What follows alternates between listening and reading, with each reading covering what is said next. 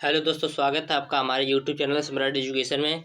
तो दोस्तों, इस वीडियो में आप लोगों के लिए लाए हैं बीएससी एग्रीकल्चर फर्स्ट ईयर के सेकंड सेमेस्टर के एक विषय फंडामेंटल ऑफ क्रॉप फिजियोलॉजी का 5 मोस्ट इम्पॉर्टेंट क्वेश्चन जो पिछले सन 2011 से लगातार एग्जाम में पूछे गए हैं। तो दोस्तों, आप लोग वीडियो को पूरा देखिएगा और यदि आप लोगों को इसका पीडीएफ चाहिए तो डिस्क्रिप्शन में व्हाट्सएप ग्रुप का लिंक और व्हाट्सएप नंबर दिया गया है, वहाँ से मैसेज करके आप इसका पीडीएफ ले सकते हैं। दोस्तों, 13 अगस्त से महाराजा सुहेलदेव यूनिवर्सिटी का क्रॉप फिजियोलॉजी का पेपर जो है वो शुरू हो जाएगा। तो 13 तारीख को क्रॉप फिजियोलॉजी का पेपर है, इसलिए मैं आप लोगों को क्रॉप फिजियोलॉजी का तैयारी इस समय पहले करा रहा हूँ। यह लघु उत्तरीय प्रश्न रहेगा। इसके बाद दोस्तों लॉन्ग टाइप आंसर कराएंगे, उसके बाद छोटा छोटा जो ऑब्जेक्टिव क्वेश्चन होता है वो सॉल्व करेंगे। तो स्टार्ट करते हैं। तो पहला क्वेश्चन है दोस्तों, कृषि में बसंतीकरण के महत्व की विवेचना कीजिए। दोस्तों, मोस्ट इंपॉर्टेंट क्वेश्चन हर बार एग्जाम में पूछा जाता है। Discuss the importance of urbanisation in agriculture. कृषि में बसंतीकरण के महत्व की विवेचना कीजिए। दोस्तों, महत्व बताना, इसका इम्पोर्टेंस क्या है। तो कृषि में बसंतीकरण के महत्व निम्न है। पहला, निम्न तापक्रम में उपचारित पौधे में ठंड सहन करने की क्षमता बढ़ जाती है। निम्न तापक्रम में उपचारित पौधे में ठंड सहन करने की क्षमता बढ़ जाती है। पहला ये हो जाएगा। और दूसरा हो जाएगा, बसंतीकरण क्रिया के प्रभाव से एक वर्षीय पौधे में समय से पहले पुष्पन हो जाता है तथा द्विवर्षीय पौधे में एक ही वर्ष में पुष्पन हो जाता है। तो दोस्तों, बसंतीकरण का एग्रीकल्चर में बहुत ही महत्व है। तो पहला महत्व दोस्तों इसका है कि निम्न तापक्रम में उपचारित पौधों में ठंड सहन करने की क्षमता बढ़ जाती है बसंतीकरण के वजह से। और दूसरा है, बसंतीकरण क्रिया के प्रभाव से एक वर्षीय पौधे में समय से पहले पुष्पन हो जाता है तथा द्विवर्षीय पौधे में एक ही वर्ष में पुष्पन हो जाता है।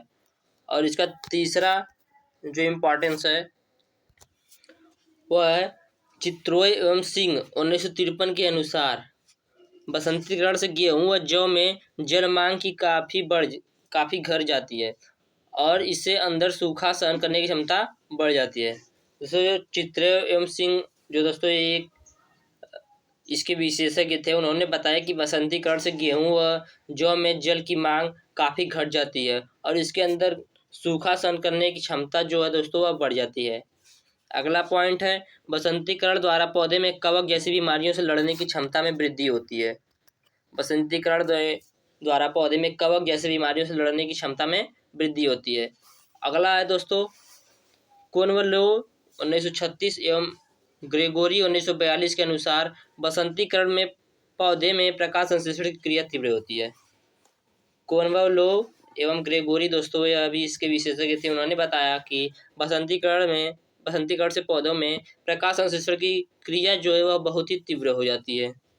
अब चलते हैं, अगला इंपॉर्टेंस देखते हैं इसका।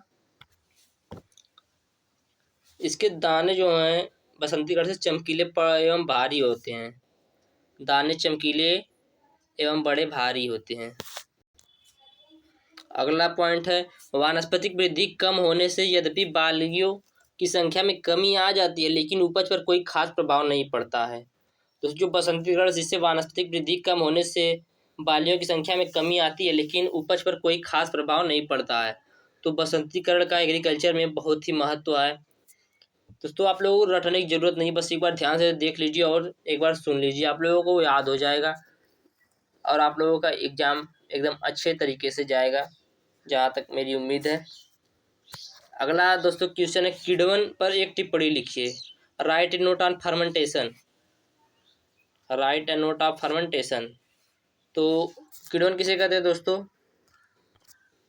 किण्वन की क्रिया में पायरुविक अम्ल, दोस्तों जो पायरुविक अम्ल होता है उसका ऑक्सीकरण न होकर बल्कि यह प्रहसित होकर एल्कोहल तथा कुछ कार्बनिक अम्लों जैसे लैक्टिक अम्ल आदि का बनाना। दोस्तों समझिएगा, किण्वन की क्रिया में पायरुविक अम्ल का ऑक्सीकरण न होकर बल्कि यह प्रहसित मतलब रिड्यूस होकर एल्कोहल तथा कुछ कार्बनिक अम्ल जैसे लैक्टिक अम्ल आदि को बनाता है। तो दोस्तों उसे किण्वन कहते हैं, मतलब फर्मेंटेशन कहते हैं। क्वेश्चन में पूछ देगा कि फर्मेंटेशन किसे कहते हैं, उसके बारे में एक नोट लिखिए। तो लिखेंगे, किण्वन की क्रिया में पायरुविक अम्ल का ऑक्सीकरण न होकर यह रिड्यूस होकर एल्कोहल तथा कार्बनिक अम्लों जैसे लैक्टिक अम्ल आदि को बनाता है। उम्मीद करते हैं आप लोगों को समझ में आ रहा होगा। अगला क्वेश्चन है, अवायवीय श्वसन को परिभाषित कीजिए। Define anaerobic aspiration. तो अवायवीय श्वसन, जब पौधे में ऑक्सीजन की अनुपस्थिति में श्वसन होता है तो उसे अवायवीय श्वसन कहते हैं। जब पौधे में ऑक्सीजन की अनुपस्थिति, मतलब दोस्तों जब पौधे में ऑक्सीजन अनुपस्थित रहेगा तो वहाँ पे अवायवीय श्वसन होगा। दोस्तों सुनने में ही लग रहा है अवायवीय मतलब बिना वायु के, मतलब बिना ऑक्सीजन के। तो जब पौधे में ऑक्सीजन की अनुपस्थिति में श्वसन होता है तो उसे अवायवीय श्वसन कहते हैं। अगला प्रश्न है, what is day natural plant. तो क्वेश्चन दोस्तों, what is day natural plant, दिखाते हैं आप लोगों को इसके बारे में। प्रदीप्तिकाल उदासीन पौधे, प्रदीप्तिकाल उदासीन पौधे। दोस्तों ये सब जो मैं क्वेश्चन करा रहा हूँ, मैंने पिछले वर्षों का जो पेपर मेरे पास रखा गया उनमें से मैं मिला के आप लोगों के सामने एक क्वेश्चन मैं लेकर आया हूँ, और ऐसे क्वेश्चन और लेकर आऊँगा। तो आप लोग वीडियो को लाइक कीजिएगा, चैनल को सब्सक्राइब जरूर कर लीजिएगा। तो प्रदीप्तिकाल उदासीन पौधे, डे नेचुरल प्लांट किसे कहते हैं। इन पौधों पर प्रदीप्तिकाल का पुष्पन पर कोई प्रभाव नहीं पड़ता। एक निश्चित वृद्धि के बाद प्रदीप्तिकाल के प्रभाव के बिना पुष्पन होता है, अतः इनको प्रदीप्तिकाल उदासीन पौधे भी कहते हैं। इससे दोस्तों टमाटर, मक्का, मटर आदि। तो प्रदीप्तिकाल पौधे किसे कहते हैं, वह पौधे जिन्हें प्रदीप्तिकाल का पुष्पन पर कोई प्रभाव नहीं पड़ता। वह पौधे जिनका प्रदीप्तिकाल का पुष्पन पर कोई प्रभाव नहीं पड़ता उसे, और एक निश्चित वृद्धि के बाद प्रदीप्तिकाल के प्रभाव के बिना पुष्पन होता है तो इनको प्रदीप्तिकाल उदासीन पौधे कहते हैं। जैसे दोस्तों टमाटर, मटर हो गया, मक्का हो गया आदि। टमाटर पर, मक्का, मटर पर प्रदीप्तिकाल का पुष्पन का कोई प्रभाव ही नहीं पड़ता है, और प्रदीप्तिकाल के प्रभाव के बिना ही इसमें पुष्पन होता है। अगला क्वेश्चन दोस्तों है, पादप शरीर क्रिया विज्ञान का कृषि में क्या महत्व है। मतलब दोस्तों, what is the importance of crop physiology in agriculture. Crop physiology का कृषि में क्या महत्व है। दोस्तों क्रॉप फिजियोलॉजी को पादप शरीर क्रिया विज्ञान कहते हैं। आप लोग इसको ध्यान दीजिएगा,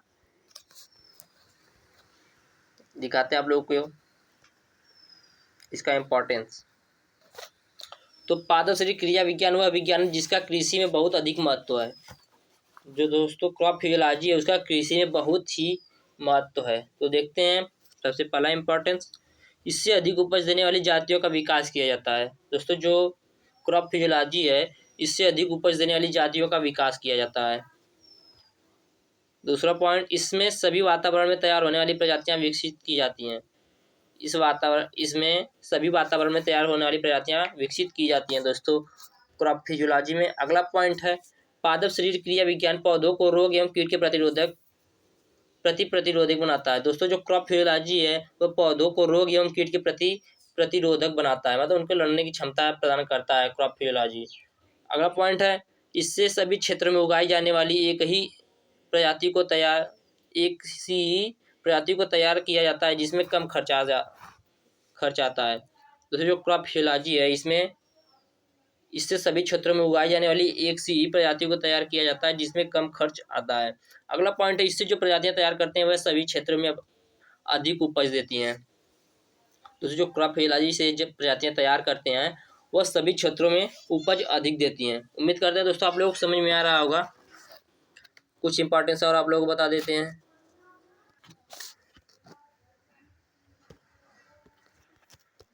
आगे चलते हैं दोस्तों दिया है क्वेश्चन अगला, सॉरी गलती से क्वेश्चन 19 हो गया है, क्वेश्चन 5 रहेगा यहाँ पे। एटीपी पर टिप्पणी लिखिए। दोस्तों एटीपी पर टिप्पणी लिखना है, तो right A note on ATP. ATP किसे कहते हैं, एटीपी अणुओं को ऊर्जा सिक्के कहा जाता है। दोस्तों जो एटीपी अणु होते हैं उसे अणुओं को ऊर्जा सिक्के कहा जाता है, क्योंकि आवश्यकता पड़ने पर यह तुरंत ऊर्जा दे देते हैं। ऊर्जा उत्पादन तथा उसको एटीपी के रूप में बंधित करने के गुण के कारण माइटोकॉन्ड्रिया को विद्युत गृह मतलब पावर हाउस कहा जाता है। तो एटीपी किसे कहते हैं समझिएगा, एटीपी अणुओं को ऊर्जा का सिक्का कहा जाता है। जो एटीपी अणु होता है, एटीपी अणु, उसे ऊर्जा का सिक्का कहा जाता है। क्योंकि आवश्यकता पड़ने पर यह तुरंत ऊर्जा दे देते हैं। और ऊर्जा उत्पादन तथा उसको एटीपी के रूप में बंधित करने के गुण के कारण, समझिएगा दोस्तों, ऊर्जा उत्पादन तथा उसको एटीपी के रूप में बंधित करने के गुण के कारण माइटोकॉन्ड्रिया को विद्युत गृह या पावर हाउस कहा जाता है।